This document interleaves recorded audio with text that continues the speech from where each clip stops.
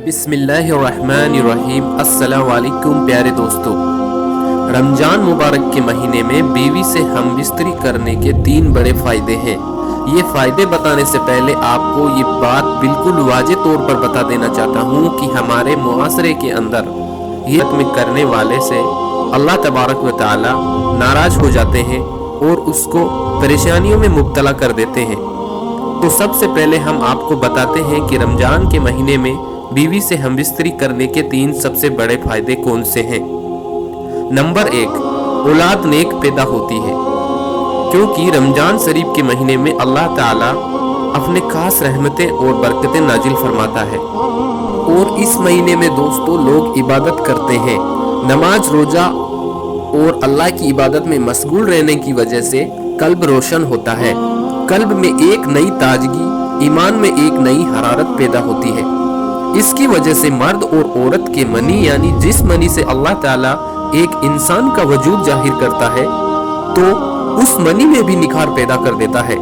देखिए, अल्लाह वाले और अल्लाह के वली जिनकी औलाद भी नेक हुआ करती है, तो इसकी वजह सिर्फ और सिर्फ यह होती है कि यह इबादत करते हैं, जिसकी वजह से इनका कल्ब तो रोशन होता ही है, उनका ईमान भी एकदम नूरानी होता है। उसके अलावा अल्लाह ताला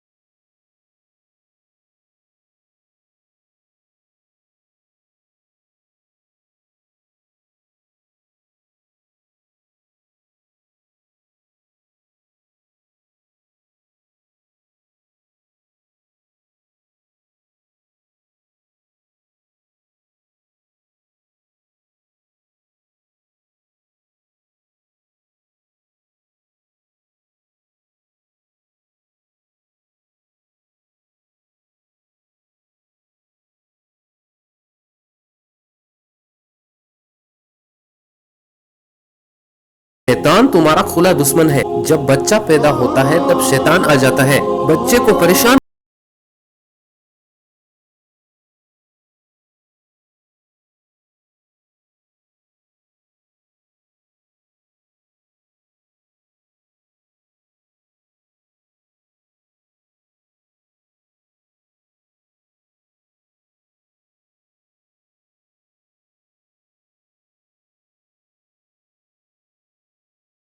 बल्कि बच्चे की जैसे ही पैदाइश हो उसी वक्त अजान पढ़ लिया करे। अल्लाह के नबी सल्लल्लाहु अलैहि वसल्लम ने इरशाद फरमाया कि जब मौत का वक्त करीब आता है तब भी शैतान अपनी शरारतों से बाज नहीं आता है, वहां पर भी आ जाता है, तब भी उसको परेशान करता है ताकि उसकी जुबान से कुछ न कुछ ना निकले और कलिमा तैयबा उसका याद आ जाए और वो सुनकर कलमा पढ़ ले। और जब इंतकाल हो जाता है तब भी वो शैतान पीछा नहीं छोड़ता, कब्र के अंदर भी आ जाता है, जिसको बहकाने के लिए, परेशान करने के लिए शरारतें करता है ताकि ये सवालों के ठीक ठीक जवाब ना दे सके। तो अल्लाह के रसूल सल्लल्लाहु ताला अलैहि वसल्लम ने इरशाद फरमाया कि अजान की आवाज सुनकर शैतान मीलों दूर भाग जाता है, जिसकी वजह से कब्र में अजान पढ़ी जाती है और मुर्दे को काफी राहत मिलती है।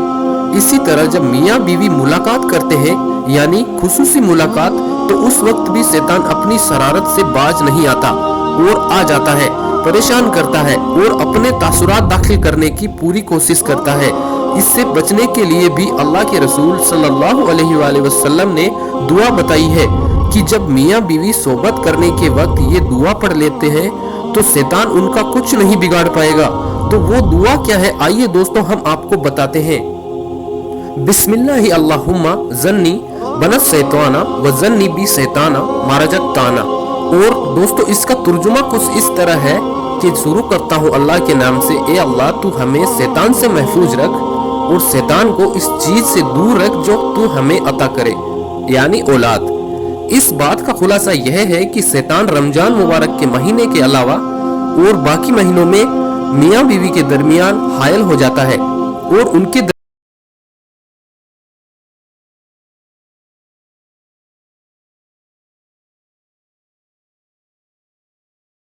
पैदा होने की उम्मीद बढ़ जाती है, क्योंकि अल्लाह के प्यारे नबी सल्लल्लाहु अलैहि वसल्लम ने फरमाया कि रमजान के महीने में शैतानों को जंजीरों में जकड़ दिया जाता है। अल्लाह ताला शैतानों को जकड़ देते हैं। नंबर 3, रमजान मुबारक के महीने में हम बिस्तरी करने से तीसरा बड़ा फायदा यह है कि 70 गुना ज्यादा सवाब मिलता है, क्योंकि अल्लाह के नबी सल्लल्लाहु अलैहि वसल्लम ने इरशाद फरमाया कि रमजान के महीने में जब कोई नेकी करता है या कोई बुराई करता है तो उसका बदला 70 गुना बढ़ा कर दिया जाता है और जिमा करना सवाब है। प्यारे दोस्तों, अब हम आपको बताते हैं कि कुछ काम रोजे की हालत में बिल्कुल नहीं करने चाहिए। नंबर 1, टीवी और नाच गाना देखना। दोस्तों, सबसे पहला काम है टीवी देखना। आजकल ये देखने में आता है कि कुछ लोग रमजान के महीने में भी टीवी देखने से बाज नहीं आते, रोजा रखकर भी पूरे पूरे दिन टीवी के सामने बैठे रहते हैं। लेकिन हमारे प्यारे नबी हुजूर सल्लल्लाहु अलैहि वसल्लम ने नाच गानों से मना फरमाया है। और यही नहीं, नाच गाना देखना और टीवी देखना तो रमजान के अलावा भी इस्लाम में हराम काम है, क्योंकि दोस्तों इस तरह के काम जिक्र इलाही से रोकने वाला काम है। इन कामों से रोजा तो नहीं टूटता, लेकिन रोजा का नूर खत्म हो जाता है। नंबर 2, झूठ बोलना, गीबत करना। किसी इंसान के पीठ पीछे कोई बुराई करता है तो यही गीबत है। दोस्तों, दूसरा काम गीबत करना, झूठ बोलना और गाली गलौज करना, किसी से लड़ाई झगड़ा करना, ये सब काम रोजे की हालत में नहीं करने चाहिए। इसीलिए आप इन कामों से हमेशा बचकर रहें। दोस्तों, नंबर 3, नफ्स पर काबू ना रखना। दोस्तों, जो रोजेदार अपनी नफ्स पर काबू नहीं रखते हैं तो ऐसे शख्स के रोजे पर असर पड़ता है।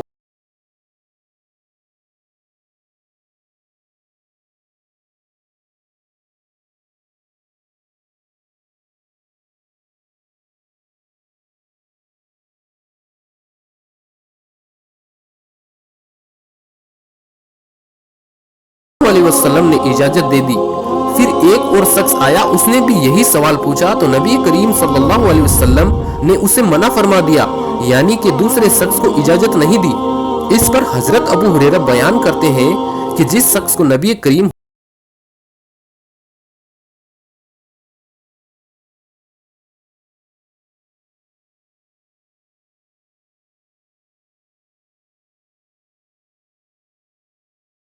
नंबर 4, गंदे काम करना। दोस्तों, रोजे की हालत में बेहुदा जहालत के काम यानी कि गंदे काम और बातें करना भी नाजायज और मना है। हजरत अबू हुरैरा से रिवायत है कि नबी करीम हुजूर सल्लल्लाहु अलैहि वसल्लम ने फरमाया, रोजा सिर्फ खाने पीने से रुकने का नाम नहीं है, बल्कि बेहुदा और गंदे कामों से रुकने का